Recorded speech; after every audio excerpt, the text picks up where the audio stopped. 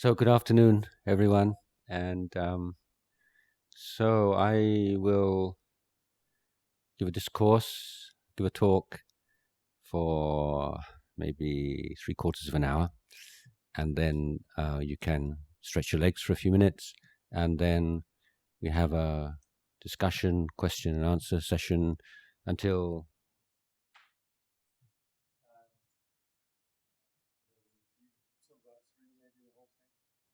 till 3. Okay, right. So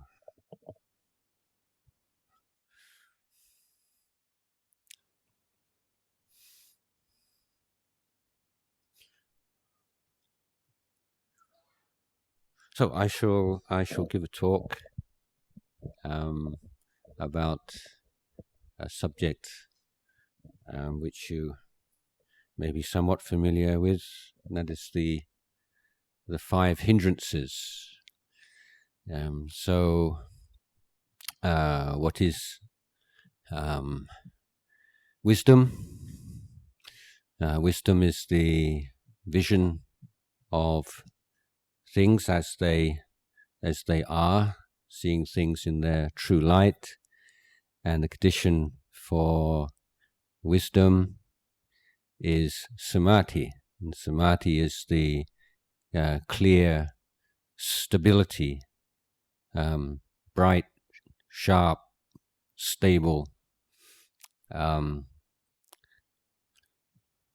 state of mind in which the habitual tendency to move towards or move away from phenomena is temporarily annulled or anesthetized, and that samadhi is dependent upon a continuous stream of mindfulness, which in turn is based upon right effort, and that right effort is based upon faith. So faith here is not faith in dogmas, but there are two principles which you need to adopt, at least as working hypothesis. And one is faith in the law of karma, and the second is faith in the human capacity for enlightenment. So these two things are, in fact, very much connected, in that the Buddha proclaimed his teaching as being a teaching of effort. By proclaiming it to be so, he denied that, or made it clear that his teaching was not one that accepted that everything was fated to happen, was due to a divine will. Things don't happen at random, but there is a constant flow of change, which is dependent on causes and conditions. And in the moral sphere, in the human sphere, it means that human actions are meaningful. Human actions are meaningful because they have results which harmonize with the ethical nature of those actions. The most simple presentation of this idea is good actions have good results, bad actions have bad results. But in order to understand this, it's important to recognize that what the Buddha is referring to essentially is wholesome and unwholesome, skillful or unskillful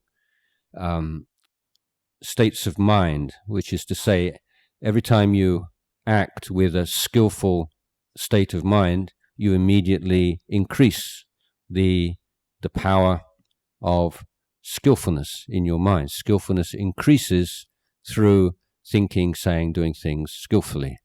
And similarly, unskillful, unwholesome, bad qualities in the mind become more powerful, become stronger every time you act, impelled by or guided by such unwise, unwholesome intentions, volitions. So everything exists as a flow. That flow of phenomena is not random. It's not preordained. It cannot be affected by ceremonies or prayers. But there is a logic to it, if you like, of cause and effect. And that's the first basic premise that we need to adopt in our spiritual life as Buddhists. Second, as I say, is grows from that or is related to that, and that is that human beings are able to discern and to distinguish between the wholesome and the unwholesome. We have within ourselves the capacity to abandon the unwholesome or the unskillful, to practice and to develop the skillful and to purify our minds. And that because we have that innate skill and because we can develop that skill to a very high level, we are capable of freeing ourselves from suffering and realizing ultimate truth, which is one and the same thing as we call true happiness, or a Buddha called Paramang Sukhang. So these are two ideas which give us a firm foundation in meditation practice. Which in this, there are causal processes. We have the ability to recognize these causal processes, and we have a window of opportunity in which we can produce certain causes and conditions affecting this flow in a salutary way. So in meditation practice, what we're doing is we are looking to train the mind, and the mind is not yet in a position, or it doesn't yet have the qualities that it needs in order to be able to see things clearly. So this is our intention.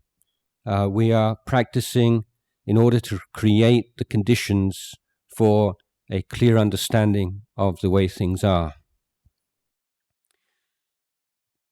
The strategy is to give the mind a very simple task, very straightforward task of sustaining attention on a particular object. Let's take the example of the breath, for instance. Now, one of the reasons why the breath is such a popular and effective meditation object is that it's not particularly interesting. Now, we can sustain attention on a movie or on a piece of music or various different kinds of entertainment because the stimulus from outside creates a bond. We don't have to do any work. We can just float with that. We can just follow that, be drawn by that stimulation. So although we can spend an hour, 2 hours, or 3 hours, perhaps, completely absorbed in some kind of entertainment, it doesn't count as mindfulness or samadhi because there's no effort involved. All the power is coming from without. Now, in order to sustain attention on the breath, you have to be creating that energy yourself. You have to be committed to that meditation object because there's nothing in it which is innately interesting or exciting. And this is why it's such a good object, because it's a challenge. How do you sustain attention on an object which doesn't invite your attention? It's not immediately attractive as an object of mind. So understanding our intention in meditation, our goal, our rationale, so on, these are important foundations, as I mentioned just now, because these will sustain us in this practice. Now, when we try to give the mind a single focus in this way, then the mind reacts. It doesn't like it. It goes against the grain. And the obstructions or those mental habits which prevent us from sustaining attention on the breath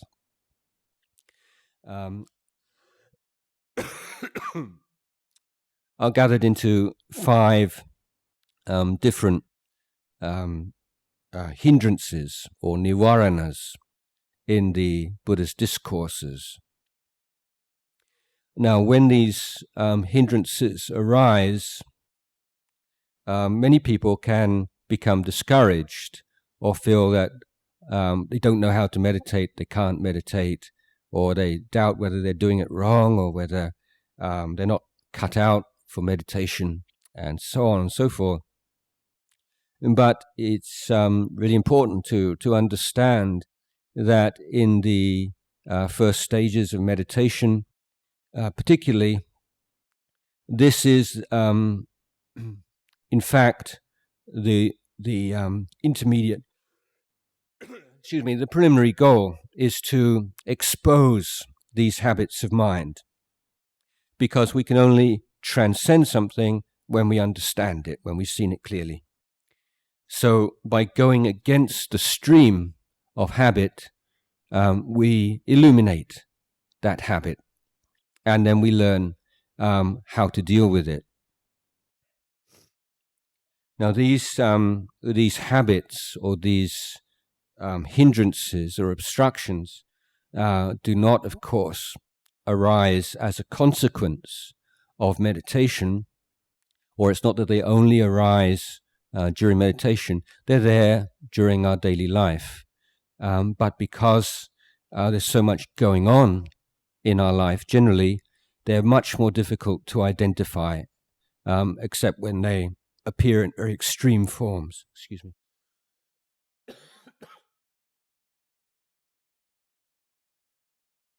So just as if you want to follow a moving object on a screen, you make a blank screen to make that job easier, then formal meditation requires us to simplify everything, to take a particular posture, and to close our eyes or to shut down as much extraneous information, sensory stimulus as we can, in order to be able to track the movements of the mind more easily.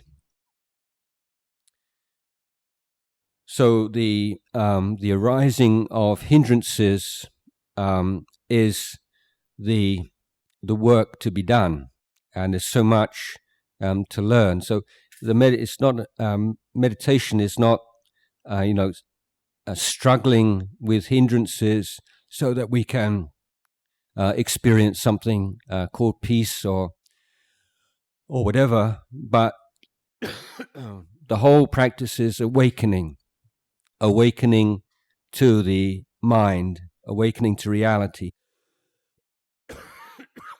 And in the beginning, we're awakening to the reality of the hindrances. Excuse me.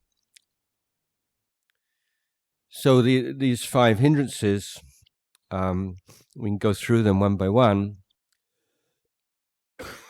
And the first one is the will towards the sensory world of forms, sounds, odors, tastes, physical sensations, ideas. And I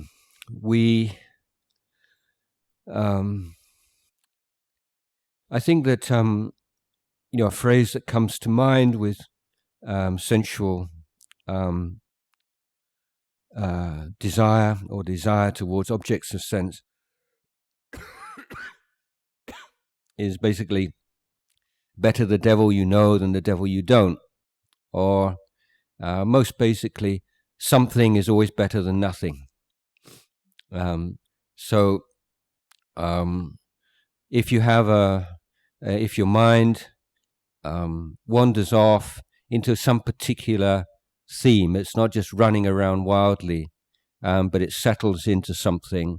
It might be a thought of food, thought of some entertainment, thought of sex, thought of anything that is enjoyable. The moment we think of that thing, we can just settle into it and enjoy it. And that's a refuge for the unenlightened mind. When we can't escape from the unpleasant or the frightening or the unknown physically, we seek to escape it mentally. And the most common way is to bring to mind some image, some thought, some train of thought, some matter or other, which gives a kind of a warm, comfortable, pleasant feeling. So everyone has different kind of default refuges of this nature. They don't have to be very expressly sensual or sexual. It's just anything at all that when you think about it, you feel good. You feel just a little bit good, not specially good. You might be thinking about some sport or some movie or some this or some that. You just have the kind of that kind of warm, kind of comfortable, familiar feeling. Like an old armchair. You settle back into, and that's and to recognize. So we're not sort of saying this is a bad thing. It's just this is what we do. This is our strategy that we all have in life. We have these certain trains of thought, certain things that just make us feel comfortable when otherwise we might feel uncomfortable. So by giving the mind a job to do, to keep it on the object, then we're exposing this, we're recognizing this. Oh yeah, I do this a lot, when I feel uncomfortable or bored or sad or something, just try and think of something that cheers me up or makes me forget that thing for a while. So in meditation, the breath, not, as I say, immediately entertaining, interesting, and for all meditators, there's a moment where you get bored. You're not getting enough stimulation from the breath. It's not exciting and interesting enough. So the mind looks for something more interesting. And that tends to be this object of desire, which are crafted from experiences of the senses in the past or anticipated experiences in the future. So one of the important ways in which we can prevent this from occurring is by creating a positive attitude towards the meditation object, and creating a feeling of enjoyment or appreciation of the meditation object, to prevent the mind grasping onto feelings of dissatisfaction or boredom with the breath. So that might involve taking a very in the beginning, taking a real interest in the particular nature of the in-breath and the out-breath, its relative lengths, its coarseness or its fineness, whether the breath is coming in the left nostril, the right nostril, whether the in-breath, the out-breath are of equal lengths or different lengths, using different mantras or creating a different way of being with the breath. I mean, if we try to force the mind to be with the breath, then we won't be very successful. So we can consider it the practice of meditation of one of learning to appreciate like the subtle beauty of the in-breath and appreciate the subtle beauty of the out-breath. Because if we do look very closely, it is rather beautiful. It's just not, immediately or obviously so. We can also use practice of loving kindness and just create that sense of kindness and love and project that onto the sensation of the breath. Also we may consider the practice of one of enjoying the in-breath, enjoying the out-breath. So not looking at I'm concentrating on my breath, because that immediately tends to bring up a sense of tension and stiffness in the mind. But how can I enjoy, how can I appreciate this simple experience of an inhalation? How can I enjoy or appreciate the experience of an out-breath? So in this way, by consciously seeking to find a way of relating to the breath in which you feel some immediate emotional satisfaction, you're cutting off the likelihood that the mind will wander off into the realm of memory and imagination. The other helpful point here is to make a clear determination at the beginning of a meditation session that you will not spend time thinking about this or thinking about that. If you've noticed that there are certain things that your mind tends to indulge in, tends to like to think about, you've noticed this on a number of occasions, then you just remind yourself, this meditation, you're not going to think about this, you're not going to think about that. So it's right there in your mind. So if your mind does start to move towards that memory, that fantasy, that imagination, then the mindfulness will come up much more quickly. The second hindrance is of that of ill will. And this, again, is a very common reaction to the frustration of meditation. And when we realize that we can't use willpower, we can't accomplish it in the ways that we can accomplish so many other tasks in the world. And the frustration that you can't do it, even though you want to do it, and your mind keeps wandering off, and then the sense of self-aversion that arises, that's one of the hindrances. Or you project that outwards, and you project it on the people around you, the teacher, the place.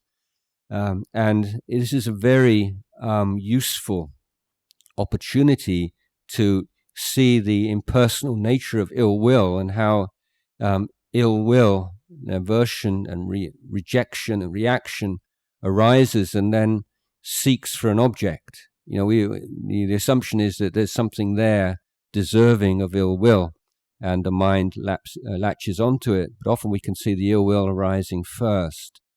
Of course, one of the most obvious occasions for ill will to arise is with physical pain. And meditation gives us the opportunity to see how much discomfort, physical discomfort, is really a reaction against the pain rather than the pain itself. And learning how to distinguish between physical pain and mental reaction to physical pain is one of the great gains of meditation practice. So recognize again this the same practice of creating an enjoyable and sustainable relationship with the breath will prevent ill will arising to a certain extent.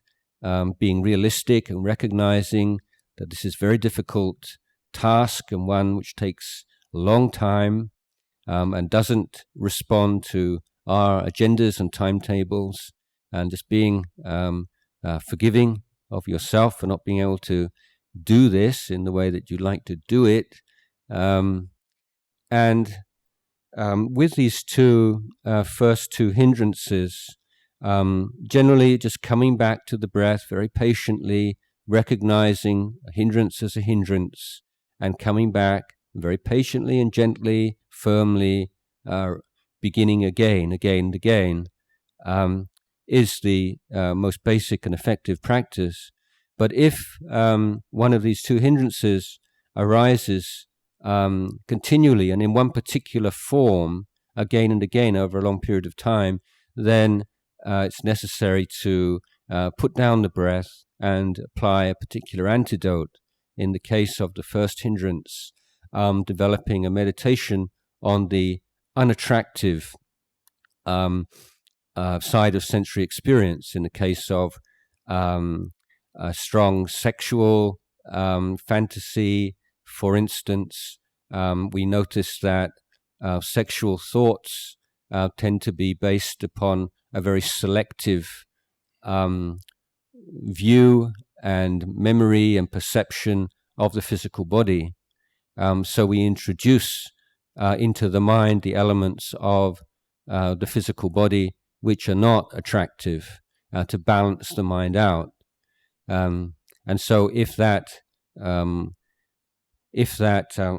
train of thought, is based upon a very selective and distorted view of the body, as it generally is, then that will be a very effective way of dealing with sensual desire. So it's good to develop this practice and have this in your toolbox of meditation techniques to supplement your main practice of, in this case, of breath meditation. So if you go through the different parts of the body, for instance, and you can visualize them, or there's one particular part of the body, or that you find, when you think about it, you just find, that's disgusting, then you make that an object of meditation. So it might be phlegm or mucus or urine or one of those parts of the body that you don't generally think of when you think of someone you're attracted to. And then you have that as an image or as something that you can bring to mind just to calm the mind down or balance it when it's getting caught up in its very distorted and one-sided view of human body. Similarly, if the mind is full of ill will, it's tending to distort the view of oneself and others and focusing too much on the negative side. And so we balance the mind again by consciously introducing into the mind positive thoughts and thoughts of kindness and compassion. And this is a way of, because these hindrances are based upon a distorted view of the way things are, we don't try to drive them out of our mind or feel that we're bad for having these thoughts. We simply readjust our vision of ourselves and others by consciously bringing to mind all those elements of the situation, of the person that we are suppressing in this hindrance. Third hindrance is of lethargy and dullness, sleepiness. So it's like physical and the mental aspect here. If there's a physical aspect, you just feel no energy, just it's just completely collapse, just completely nothing, no kind of energy in the body at all. Or as the mental is like this kind of swamp, fog, dull kind of soup of mind, with the mind is completely lacking in any flexibility or direction or energy. So these are different aspects of this chronic lack of energy. And this may be due to physical factors, it may be due to illness or lack of sleep. But we can observe that if we feel we feel exhausted and run down or sleepy while we're sleeping, or while we're sitting in meditation, and then we get up and we feel exactly the same, then it's probably a physical thing. But if you only feel like that while you're meditating, and then you wake up and you get up and you're just normal, and you don't feel that way, then it's most likely a hindrance.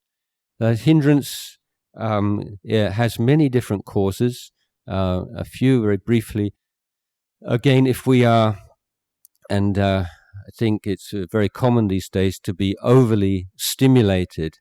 There's just so much going on and so much to attend to in our life, very, very busy life, that when we radically cut down our interest, and particularly just to one object, to a not particularly fascinating inhalation and exhalation, the mind can't cope with this sudden reduction of information. The only time that usually happens is when we go to sleep. So the brain tells us, it's time to go to sleep.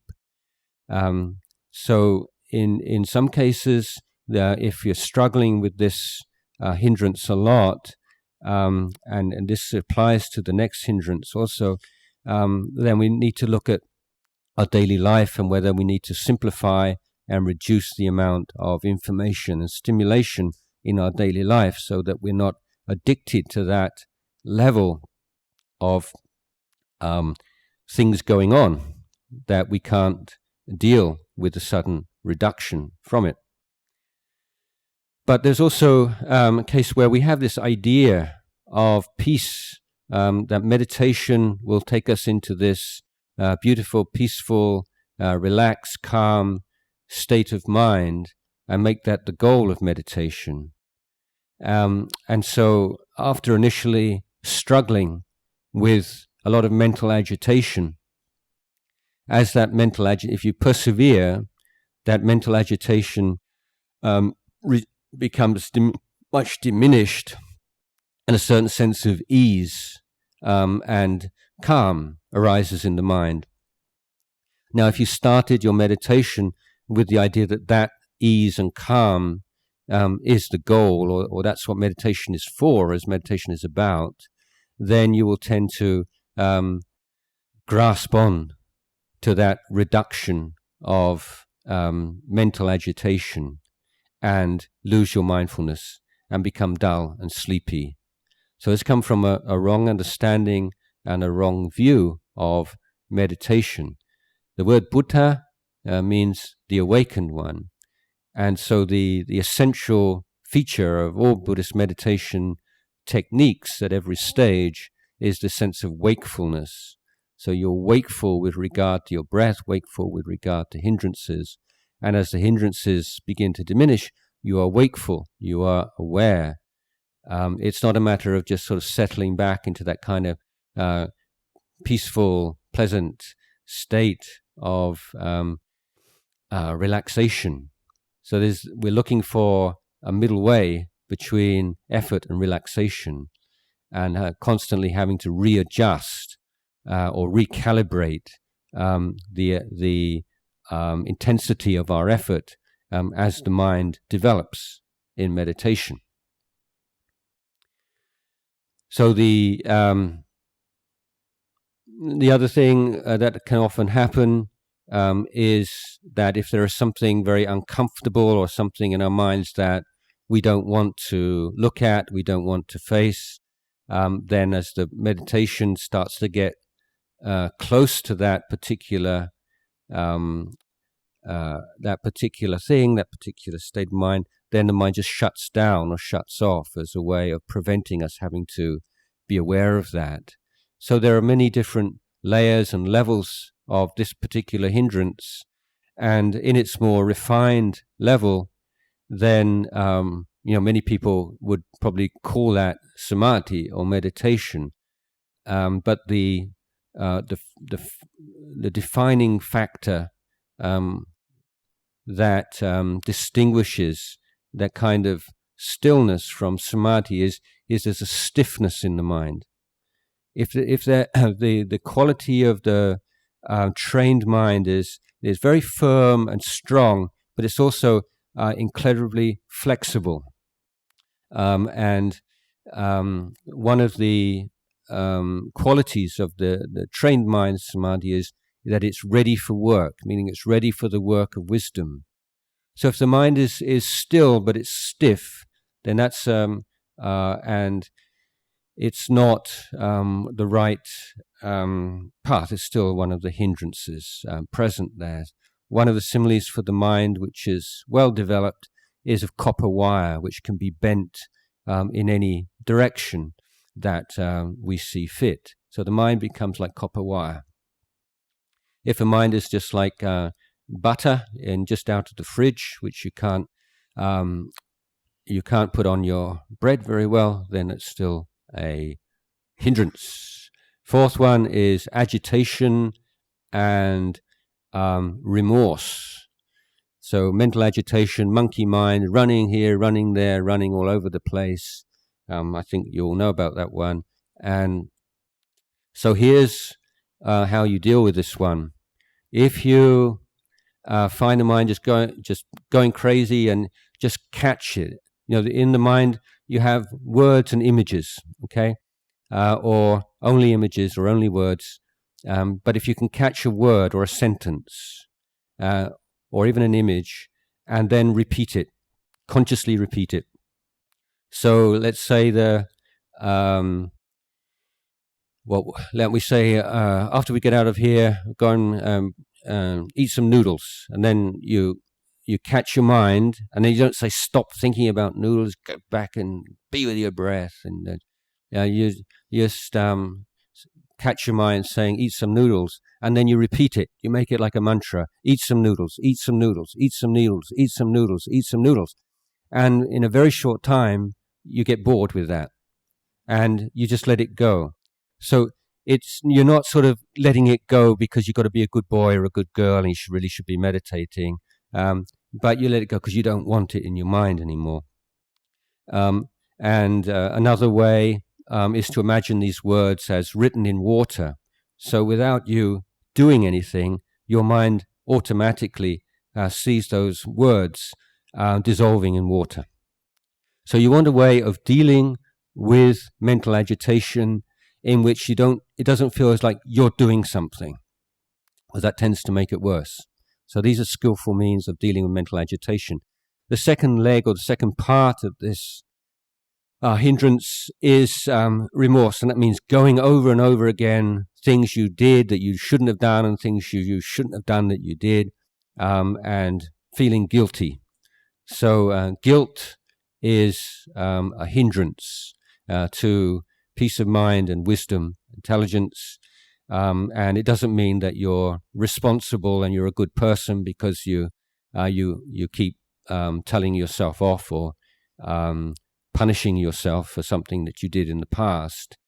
It's a sense of recognizing this as a memory, and in the case that we have done unwholesome things in the past, and then the practice is one of taking responsibility, revealing this to a good friend or a teacher, making amends wherever is possible, making a firm determination not to act in that way in future, and then to let go.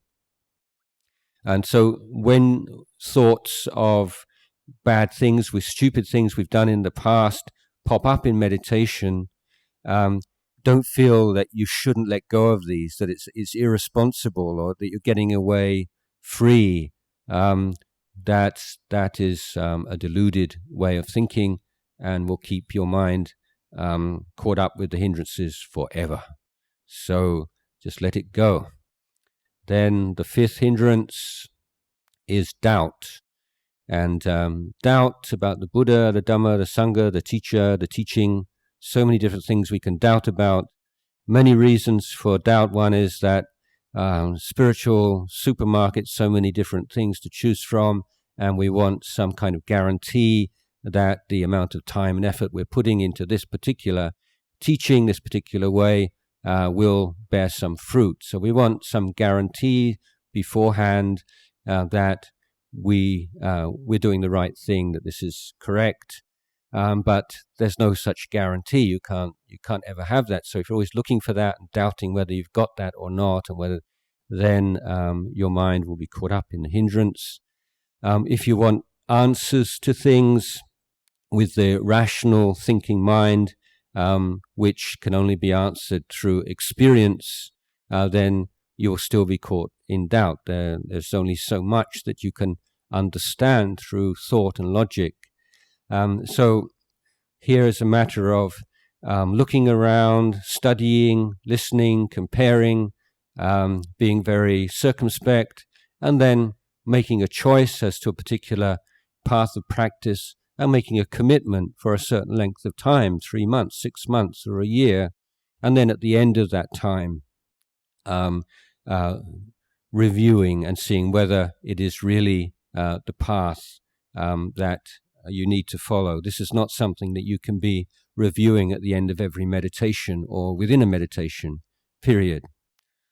So having, as I said, done the preliminary study and making a choice, and then sticking with that choice for a certain length of time is a way of dealing with doubt. So these 5 hindrances, the Buddha said, the first one is like being in debt, the second one like having a fever, the third one like being in prison, the fourth one like being a slave, and the fifth one like being lost in a desert. And when we realize, when we are aware in the present moment that these 5 hindrances are no longer present in the mind, then is the sense of someone who has been in debt, who's free of debt, someone who's recovered from a fever, someone's released from prison, someone who has now been released from slavery, someone who's now found a way back home. And so there's a great sense of well-being which matures into rapture, and the jhana factors begin to appear in the mind. So samadhi begins where the 5 hindrances end. The 5 hindrances are hindrances both to the stability and clarity and inner tranquility of mind, and also to the wisdom faculty. So working with the 5 hindrances, understanding them, and learning ways of dealing with them effectively is the most important work of meditation. So that's my discourse for this afternoon, and I'd like to end it at this point.